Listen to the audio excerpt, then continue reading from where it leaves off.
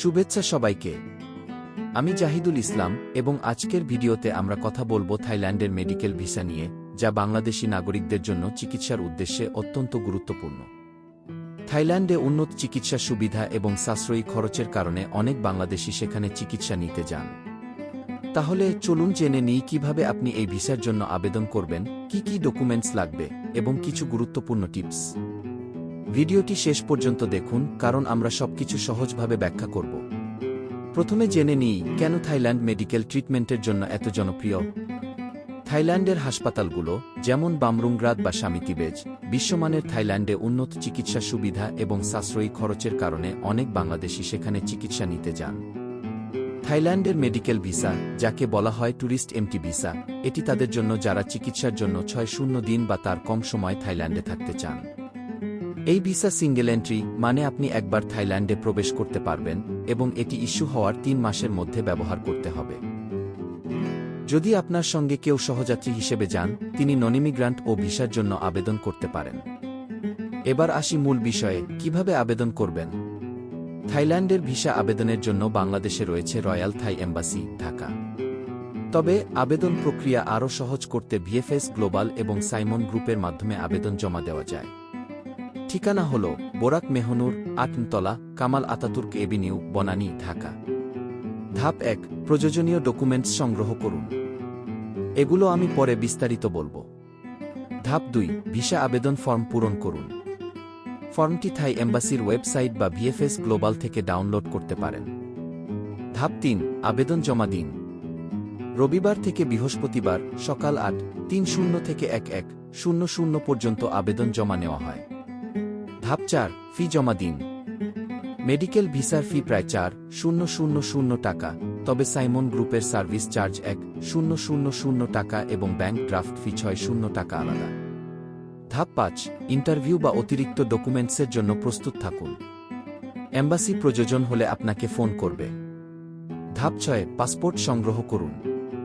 দুপুর 1:30 থেকে বিকেল 4:00 পর্যন্ত পাসপোর্ট ফেরত দেওয়া হয়। প্রসেসিং সময় সাধারণত 7-8 কার্যদিবস, তবে আগে থেকে আবেদন করা ভালো। এবার দেখে নিই কি কি ডকুমেন্টস লাগবে। 1, পাসপোর্ট, কমপক্ষে 6 মাসের ভ্যালিডিটি থাকতে হবে এবং 2টি ফাঁকা পৃষ্ঠা থাকতে হবে।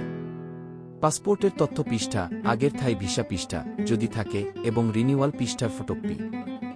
2, ছবি, 3x4-5 সেমি মাপের 2টি রঙিন ছবি, সাদা ব্যাকগ্রাউন্ডে, গত 6 মাসের মধ্যে তোলা। 3, ভিসা আবেদন ফর্ম, পূরণ করা এবং স্বাক্ষর করা। 4, হাসপাতালের ডকুমেন্টস, থাইল্যান্ডের হাসপাতাল থেকে অ্যাপয়েন্টমেন্ট লেটার, যেখানে চিকিৎসার তারিখ এবং সহযাত্রীর নাম উল্লেখ থাকবে।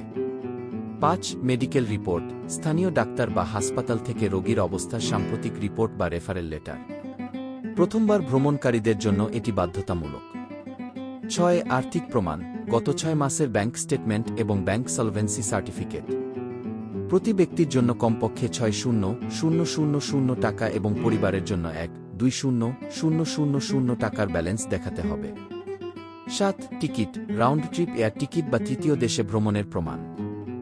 8, অন্যান্য, যদি বাংলায় কোনো ডকুমেন্ট থাকে তবে নোটারাইজড ইংরেজি অনুবাদ জমা দিতে হবে। সহযাত্রী হিসেবে যদি কোনো হাউসমেইড বা অ্যাটেন্ডেন্ট যান, তাদের জন্য স্পন্সরশিপ লেটার এবং ব্যাংক স্টেটমেন্ট লাগবে। কিছু গুরুত্বপূর্ণ টিপস। 1, সব ডকুমেন্টস সঠিক এবং আপডেটেড কিনা চেক করুন। ভুল তথ্য দিলে ভিসা রিজেক্ট হতে পারে। 2, হাসপাতালের অ্যাপয়েন্টমেন্ট লেটারে চিকিৎসার ধরন এবং সময়কাল স্পষ্টভাবে উল্লেখ থাকতে হবে। 3, আবেদনের সময় আপনার ফোন নম্বর অ্যাক্টিভ রাখুন, কারণ এম্বাসি যোগাযোগ করতে পারে। 4, ভিসা ফি নন রিফান্ডেবল, তাই সবকিছু ডাবল চেক করুন। 5, ভ্রমণের কমপক্ষে 2-3 সপ্তাহ আগে আবেদন করুন, যাতে কোনো সমস্যা হলে সমাধানের সময় পান। তো এই ছিল থাইল্যান্ড মেডিকেল ভিসা নিয়ে আমাদের আজকের আলোচনা। আশা করি এই তথ্যগুলো আপনার ভ্রমণ পরিকল্পনাকে আরও সহজ করবে। আরও তথ্যের জন্য রয়্যাল থাই এম্বাসির ওয়েবসাইট বা ভিএফএস গ্লোবালের সাইট চেক করতে পারেন। ভিডিওটি ভালো লাগলে লাইক করুন, শেয়ার করুন এবং আমাদের চ্যানেল সাবস্ক্রাইব করতে ভুলবেন না। সুস্থ থাকুন, নিরাপদ ভ্রমণ করুন। ধন্যবাদ।